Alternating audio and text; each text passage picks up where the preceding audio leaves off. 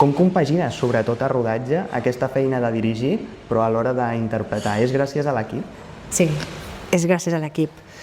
Hi ha molta preparació meva també, però gràcies a que després sento que estic rodejada de gent molt potent que em dona la mà, no? Sento que el cinema és l'art col·laboratiu més fort que hi ha i que és així, o sigui que realment tots els departaments han d'estar alineats perquè les coses vagin en la mateixa direcció i que hi ha moltes persones a prop meu que em fan sentir segura per tirar-me a la piscina i alhora assajant molts més mesos dels que probablement hauria assajat si només actués o si només dirigís, no?